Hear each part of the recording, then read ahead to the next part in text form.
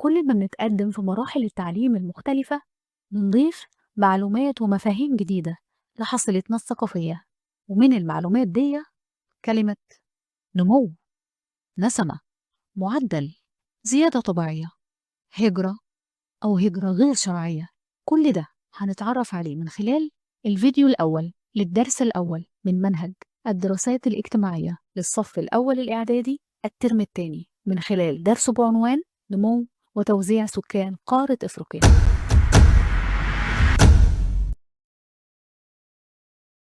نمو تعني زيادة، يعني لما نقول هناك نمو في معدل المواليد يعني بنقصد هناك زيادة في معدل المواليد.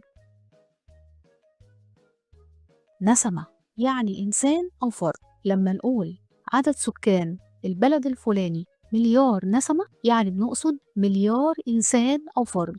معلومة كده على الماشي، كلمة نسمة في اللغة بتعني أو بتطلق على كل كائن حي، كل كائن به روح.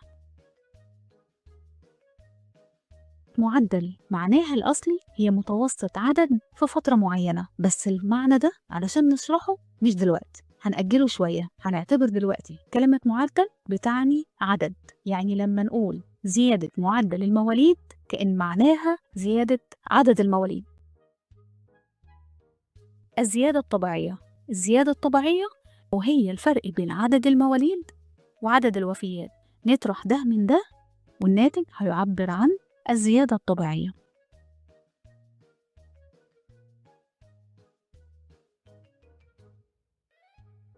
الهجرة هي انتقال الأفراد من مكان لآخر، بس هي نوعين: هجرة داخلية وهجرة خارجية.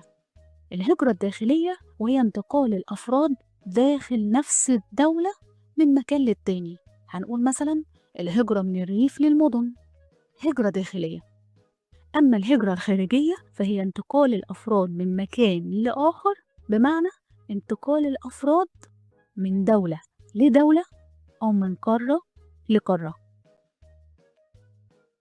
الهجرة الغير شرعية هي بتعني انتقال الأفراد بين الدول بطريقة غير قانونية بدون تصريح أو تجاوزوا مدة الإقامة القانونية.